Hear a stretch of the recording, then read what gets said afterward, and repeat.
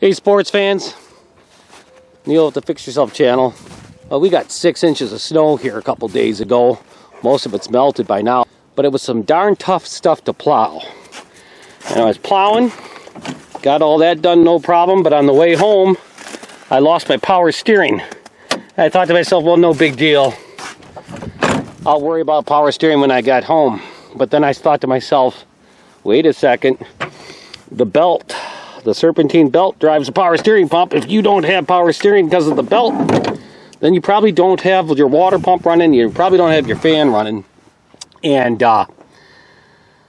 your engine's going to get hot. So I took a look at my temp gauge, and yeah, it was redlining to hot. So I shut her down. So hopefully nothing too bad happened there. But there I was on the side of the road with the belt off the truck. And this is what my idler pulley looks like, if you can see that. I'll shine a light on it later if you can't see it now, but there really isn't, the pulley isn't even on there. There's just a seized up bearing.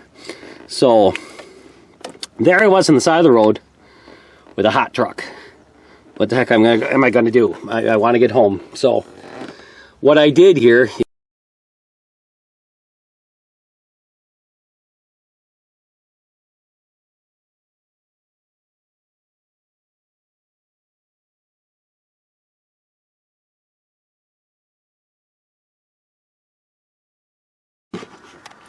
alright, this is what we got here, in case you couldn't see it before, but that idler bearing, which is right about there, all that's left is a bearing. The sheave is completely missing. We get a view from the front a little bit. What that idler pulley looks like is right there. There's the arm, the tensioning arm. I know it's kind of dark, kind of cramped in there, but you'll be able to see it better once we get it removed. It looks to me like there's just one bolt holding it on right there. So I'll try taking that off and seeing how hard this is or how easy this is to replace there. Here is our new tensioner. Got the whole unit. I couldn't just get, they didn't have just the pulley and bearing in stock, so I had to buy the whole unit. And it appears to be the same as the one that's on the truck, and it appears to have a 13mm bolt holding it on there. So I got that bolt in my ratchet wrench here, and we'll see if we can get the thing out. Alright, I got the bolt out of the tensioner. Goes right in there, and it looks like the one that is on the new unit too. So the bolt is the same, but taking the bolt out, this tensioner doesn't just come right out, so it's still kind of stuck on there. So I think I'm going to have to probably pry this off like this, and I'm probably going to have to not, there we go, that's all there was to that. That was easy enough. So let me get that and we'll compare it to the new one. Alright, here's my old one, and that says Gates on it, so that probably wasn't a original part there. And here is my new one. It's from Napa. Not exactly the same in appearance, but it looks like it'll work. So this gives you an idea of what was left of my bearing and pulley. See, the plastic pulley you can see is busted up. This bearing got hot and seized up, and the plastic pulley just shattered. So that's what it's supposed to look like. So we will now attempt to put this on the truck, and it was kind of hard to remove this. I think I'll put it was a little bit frozen there with some electrolytic rusting. I think I'll put a little bit of anti-seize compound on that surface and put her on the truck there.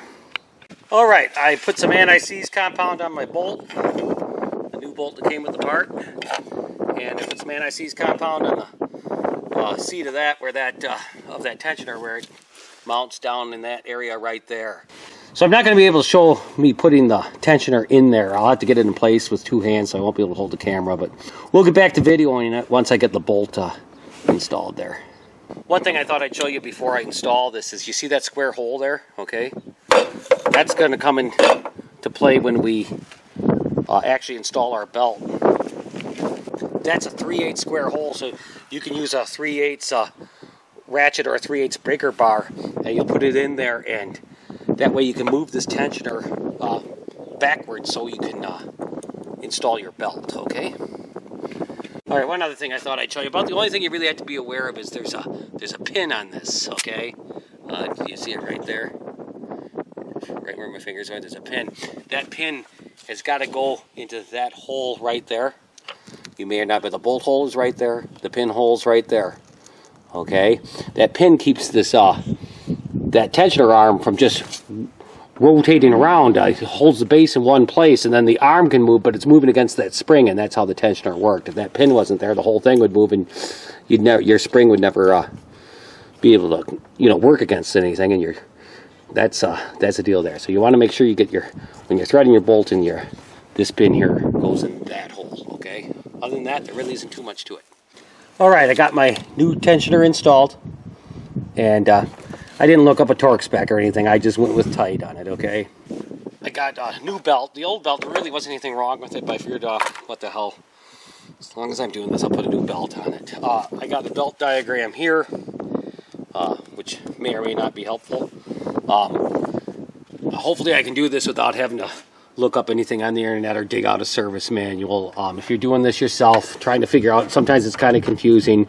Obviously the rib side of the belt is going to face the groove side of a pulley, and then if you have a flat pulley, that's going to run against the back side of a belt. And in general, you probably want to, every one of your pulleys is going to have at least a half a turn of wrap usually around a pulley. The belts don't just go flat across a pulley like that, they're going to have some contact with them, okay? Okay, so that's if you understand those two things, it really kind of helps you narrow down which way the belt will be routed. That doesn't mean I'm going to have an easy time here. Once again, I'm not going to be able to really show me doing this because I'm going to need two hands, but I'll let you know how hard or easy it was.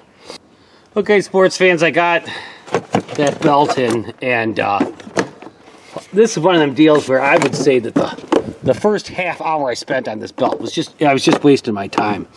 And but then once I figured out the right way to do it, I did it in about 10 minutes. I think the secret to this is you want to get the belt over the crankshaft pulley and then over the fan pulley. Get the big pulleys first, and then after that you go around your power steering pulley and your air conditioner pulley. Get the big pulleys, the belt over your big pulleys first, because that'll take up the slack in the belt. Boy, when I was starting this and there was so much slack, the belt was just twisting around. So get your belt over the big pulleys in the correct orientation first, and then worry about putting it over the little pulleys on the end of the job. So I'm going to put a little bit of coolant in this and check our oil, and we'll fire it up and see how she does. Okay, sports fans, got it all put back together. The belt's on. Everything seems to be working properly. Now we'll road test it. All right, sports fans, we're driving. We got the snow plow on. That blocks, some of your airflow. But as you can see there, looks like my temperature is holding up just fine. So it's running at a good temperature. Truck seems to run pretty good. Even when it does seem to be healthy. That brake light you see there, that's because my emergency brake cable rusted out. So there's no tension holding the brake pedal up, so the emergency brake pedal's down, which activates that light switch. So it seems to be working good. So that's a good deal, because see the snow out there. This is April 16th, and what was it, 2 days ago, 3 days ago? I don't know. We got like 6 inches of snow, heavy, wet snow. It was a real bear to plow. And the reason I decided that I had to fix this tonight is because it's supposed to snow again tonight here. So this will be on the 17th. We're supposed to get some more snow. And Jesus, this isn't Canada. This is southern Wisconsin. Kind of an unusual deal, but had to have the truck put back together, and it looks like it's doing okay. So I guess we'll call this this video done. If you have any comments, criticisms, or anything, make sure to put them in the comment section below. And please like, share, subscribe, do everything it takes to make this the #1 channel on YouTube. And until next time, we'll see you here on the Fix Yourself channel. Okay, so this was the deal. I was driving down the road. Let's see, when was it? Was it yesterday or the day before? Can't even remember. Let's let's see, what day is it? I think it was yesterday. Okay, so yesterday I was driving down the road, and all of a sudden I felt like my power steering wasn't working. Like, oh my God, you know, my power steering pump must have failed. Well, that's something I'll worry about when I get home, you know. So I'm driving, and just a little bit further, and then I think to myself, wait a second, what would make a power steering not work? A power steering pump not work? The main cause of that would have been, you know, the belt breaking or coming off.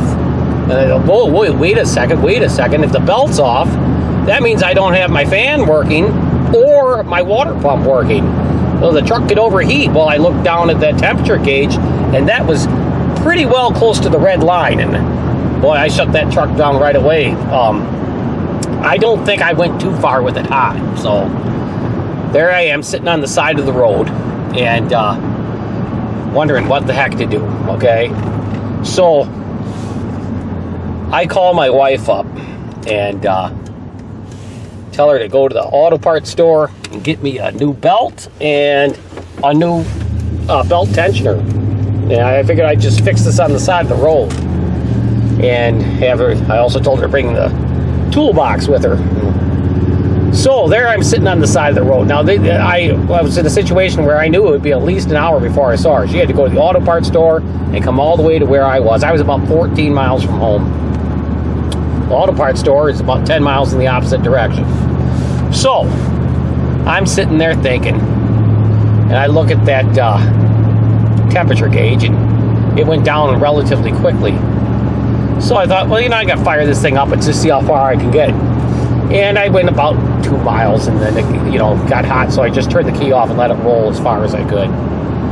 And then I thought, you know, I can quicken up this cooling process and have the engine stay cooler for a longer period of time if I just take a bunch of snow and, you know, cover the engine in snow. So that's what I did. I just grabbed hands full of snow and just packed the engine full of snow. And boy, that brought the temperature right down, and it also allowed me to, I could go about 2 miles before the temperature gauge got about 3/4 of the way up. And then I'd shut it off, and I'd just roll as far as I could. Repeat the process, you know, packing the engine with snow. Now, I'd really enjoy hearing from you folks if you think that that was a stupid idea. If it would have made more sense to just call a tow truck or try to fix it on the side of the road. But Jesus, it was cold, and it was getting dark.